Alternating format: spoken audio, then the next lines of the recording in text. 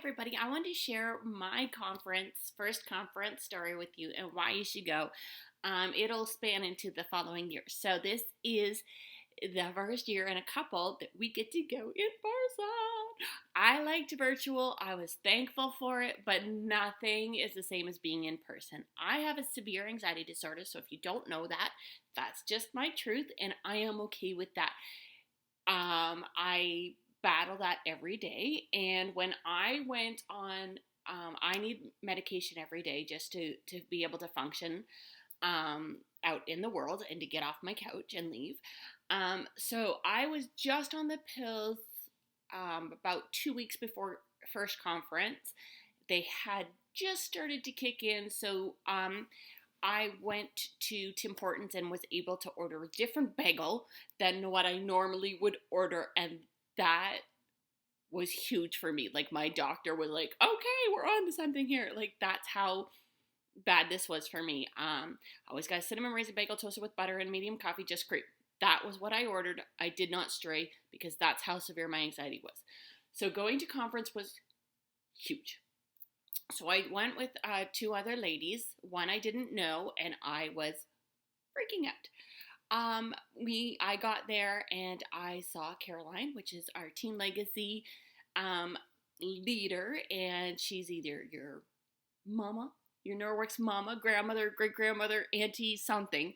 If you're in this group, but she walked up to me. She's my recruiter, and she knows me. We've known each other for many, many years. And she came over and asked me if I was okay, and I said, I'm okay. And then she found me a spot beside her, but then she had stuff to do, and it was time to find out about dinner, and I did not know where she was, and somebody came up to me and said, I was standing there having a sheer panic, like, I could not breathe, and somebody asked me the horrifying question that I could not answer for myself, and I didn't know what I was going to do, and I honestly thought about crawling into a corner that nobody could find me and hiding while everybody else went out for dinner, and I knew I had about 2-3 hours before everybody would come back, and I thought, I'll hide in this corner behind that plant over there, and no one will know. So I was standing there waiting for everybody to clear out when one of the girls goes, oh,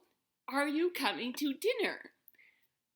She did not expect the sobbing that followed when I said, I don't know, and I sobbing and gagging in her face. It was a very lovely experience.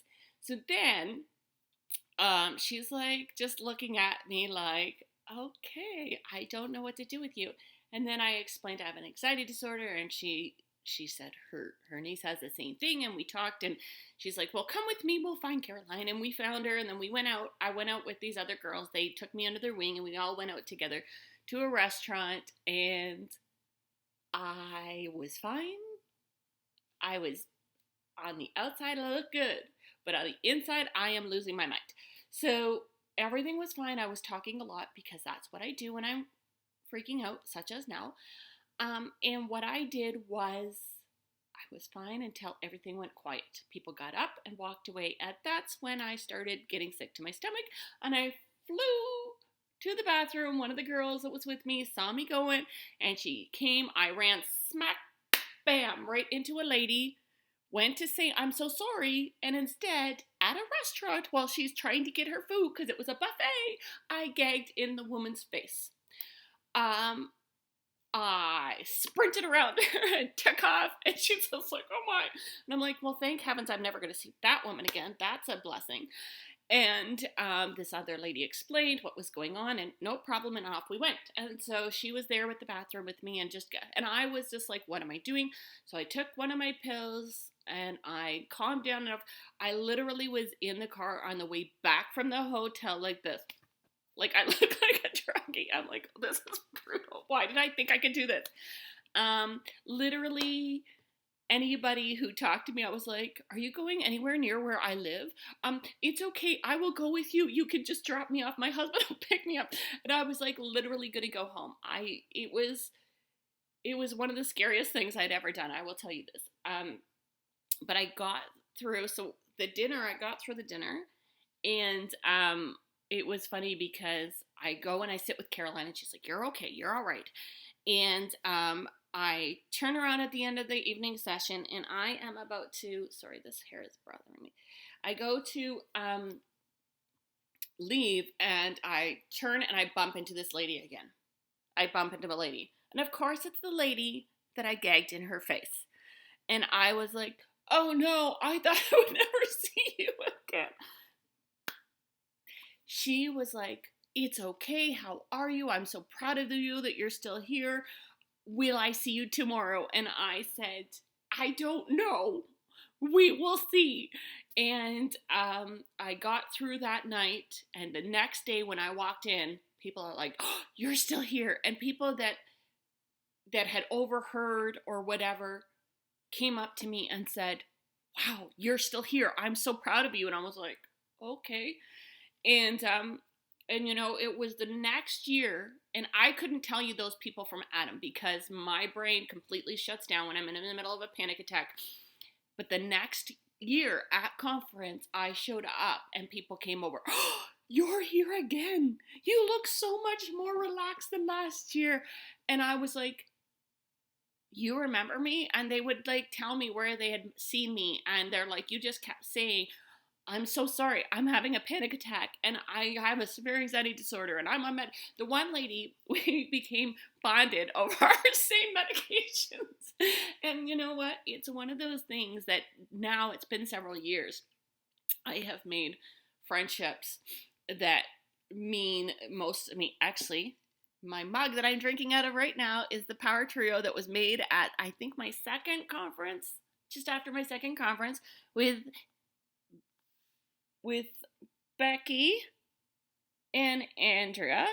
And these are friendships, like I talk to those girls every day. There's a lot of the leaders that I talk to on the regular. Like this time in my life that I'm going through right now, not everybody knows, but it's a very difficult time. And my Norwex family has been surrounding me. Our new regional sales manager checks in with me on the regular. Like I've said to my husband for years, I cannot travel. Then I was like, well, I can go to conference and that's about it. Like conference is literally 35 minutes from my house. So I was always like, if I have to, I could just drive home. Like I'll get my car and just go home. I'll come back the next day. But I haven't had to. And I've said to my husband, I could go on a trip now. And he's like, what changed? And I said, well, I could go on a Norwex trip because I know that every single person there's been years later where, you know, people that I'm like, they're Norwex famous. You know, we all know their names. And they've come up to me and go, "Oh, I'm so proud of you for being here. Oh, you're doing great. How are you?" Not the, "Hi, how are you?" that they're doing to everybody else, but "How are you?" These are people that I know in any situation, if I went up to them and said, "You know what? You don't really know me, but I need help right now," they would be there. And you don't get that virtual. You don't get that. I've worked in like a lot of direct sales, never did well with them because the culture just wasn't my culture. This Norwex family, and you don't get that until you go to conference and really see. I think as a person who really does not travel and does not like to leave her home, I don't think anyone should miss it. And I tell my team all the time, like, you need to be there. If you can get there in any stretch of the imagination, you need to get there. And I've heard that. I heard that before and I was like, I don't know.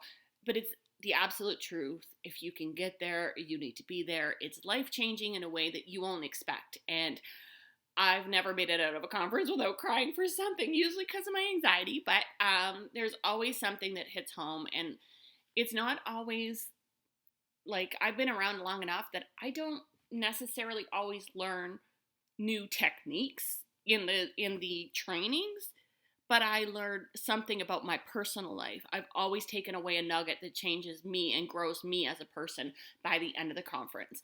And talking to the other leaders or listening to their testimonials or just being in the group of like-minded people from our team or somebody else's team. And that's the thing. You can see the first year I couldn't find my team at all at first, and I found another whole team that was willing to take me in. And whenever I see their team members in my area, I'm like, I got you, don't worry. They were there for me, I am there for you. And that's something that you see at conference that you don't see anywhere else. In any other company, mostly, like I've been to an Epicure conference because life is weird, and they have quite a bit of that, but not to the same level that I experienced with Norwex. And I just can't imagine like not going. And I like, it's been killing me every year. Like when I found out we were going virtual last year and the year before, tears. Like I was like, no, I want to go. And my husband is like, what a difference. Like, and I honestly, I know I've been talking for like almost 11 minutes, but honestly, I can't express to you. I want to take each one of you, but like, you need to come with me because you need to be there. And I hope to see you, and you can come up to me and go, I watched your video, you're crazy. Or I loved it and it inspired me to come. And I will, like, I'm a hugger, just watch for that. But I will be so proud, because even if you have an anxiety disorder and you're like, I can't do this, you can come up to me and say, I have an anxiety disorder, and you will not go anywhere without me, unless you're like, crazy lady, leave me alone. Because that, for me, I walked into each room and said, hi, I have an anxiety disorder, and you happen to sit beside me because now you're my new friend. And they're like, oh, okay. And they would introduce me to people as their friend Sherry. And I still have friends now that I see every year at conference. They're like, my friend Sherry, because I sat with them, I sat beside them at a thing, and I'm like, you're my friend, and that's the way it's going to be. And they have done that, and they're like, you're my friend. We've added each other on Facebook, and we're still friends because that. And nobody went, like, I would probably look at you like, a little weird, but nobody did that, and I can't imagine that anywhere else. So please be there. You have to be there, and I can't wait to meet all of you. I'm so excited. Bye.